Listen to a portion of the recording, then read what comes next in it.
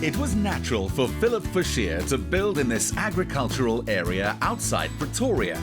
Raised in the fertile fields of Northwest Province, his architecture is also born of the land. Welcome to my house. Thank you. This is definitely the type of home you can tell immediately there's a lot of stories and a lot of love behind it. The concept was to combine three distinctive elements. The first element was agricultural buildings. The second one was to use native building materials. And the third one was to use the local flora of the Pretoria Highveld. What I've done here is I've used normal sheeting to resemble that farm-style kind of look. I've also used clay bricks, also the earthy materials. And my favorite part of the house is my garage doors that you can see there. I've used 80-year-old floor planks from a house that I've knocked down in my hometown, Schweizer. And I've used that as my garage doors to be the focal point of the house. Yeah, it's always very clear to me when an owner has designed their own house with a lot of love, a lot of thoughts gone into the process, with all the different building materials that work so well together, the beautiful 80-year-old wood, that dark iron, the red bricks, all those colors and textures work beautifully together. And then, of course, once all those beautiful architectural elements have come together, you've got something unique like a water drainage system, which is very modern. Instead of just a boring old pipe, you've got these chains that come out of the water drainage system. Still aesthetically pleasing, but they work. Yes, Jonathan. The whole idea was to keep everything plain and simple because I think that's where true beauty lies. Indigenous plants and functional materials were all around him while Phillip studied in the farming province of the Free State. He recast these materials in a domestic setting. This is very unexpected, and I love those type of homes because outside you expect one thing, you walk inside and then it's something completely different. Thank you, Jonathan. The whole idea was to have this whole open barn-like feel to the house that gets flooded with natural light. The whole idea for the interior was to keep a natural palette with splashes of colors and also to have a concrete floor to give this whole slick feel to the house but still use raw and earthy material. That you can see the face brick that links the inside and the outside of the house. And again, to use proudly South African materials like the concrete blocks that you don't see in an upmarket house these days. They are far more economical too. As for the decor, he loves to find pieces by chance, and what he doesn't find, he makes. Now, what's really unique and very impressive about this place is that everything you see here, from the architecture to the interiors, to the furniture, to the paintings on the wall, to the light fittings, pretty much everything you see was designed and done by Phillip himself, and this is something we don't see very often. Yes, John. What I've done, as you see here, like the paintings against the wall, everything custom sized to fit the whole shape of the wall. Paint techniques I've done myself. And as you'll see, there's light fittings behind you, all of them hand drilled. Some of them has got 2,000 holes in it. So he's not outsourcing any of the labor, you're doing it yourself. Yes, everything myself. So I think in my downtime, I used to like making things myself. Yeah, and you're a bit of control freak, obviously, because when it was your home, you literally wanted control of everything, right? Yes, exactly. I want to do everything myself, choose my own stuff, make my own stuff. Yes. And now this is something that's very unique as well. You know, you're again using all those lovely different textures and different materials. What I've done here is I've used leather to upholster the back of the whole kitchen island just to have natural materials and to do something different. In terms of finishes, what I've done as well is I've tried to combine the whole raw earthy colors with a nice modern slick copper finish to some of the kitchen cupboards that also links to the old copper lights that was handmade. With the table, I've used a reclaimed wooden table in combination with this modern slick white chairs to have that contrast between the old and the new. Now what you've done really well, and it's interesting for the viewers to know as well, is you haven't been scared to mix all these different materials, because often when we're designing a house, we want to make sure everything matches. But as you can see here, there's a lot of different colors, there's a lot of different textures, and they all work in sync, which is really, really useful for viewers to know. Enhancing the homemade touch, all the throws and some of the scatter cushions were knitted by Phillip's grandmother.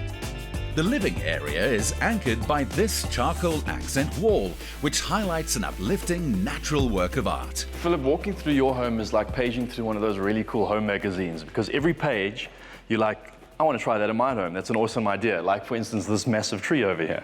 This whole 5-meter tree sculpture also combines the upper and lower stories of the house, and that's also the whole main focal point from this entertainment area. Now, I know you're a big fan of repurposing, quite clearly, because you can see there's an old stage lamp which you've used over here, among other things in the house. Yes, Jonathan. I've sourced this tripod from a land surveyor that retired here in Pretoria. The stage lamp I've got from a shop in Graaf-Reinet. The whole idea is to get different elements from different areas and combine it and to make something new again. Apart from making old stuff, I also like to do some new elements as well, like that ottoman there. I've tried to make that the focal point of the house by using lots of different colors to have this nice focal element to the house. The whole idea was to use the art from the Ndebele culture from this area to make that a focal point of the house. And up here you get a real sense of how important a mirror is to a space, with that floor-to-ceiling mirror really opening up the whole space more than it already is. Yes, and I think it's also something different to have a mirror in your kitchen, and it just adds to that whole open kind of feeling, and it adds a bit of mystery to the house. Yeah, again, a very important lesson. Try something new, something that you're not used to doing, and it works, right? Yes, exactly. The interior architecture doesn't miss a chance to surprise and innovate. The upstairs gallery is broken up by floating boxes, which are the beginning of a library. And this is also a very clever way to utilize space with these floating bookshelves. No, definitely. The whole idea was to have a functional balustrade, therefore the bookshelves instead of a conventional balustrade. Functional balustrade, I like that. And this, of course, leads to your very unique little work-from-home space. Yes, this is open-plan study area that overlooks your whole open-plan dining area downstairs. I like the way you use glass here as well to open everything up.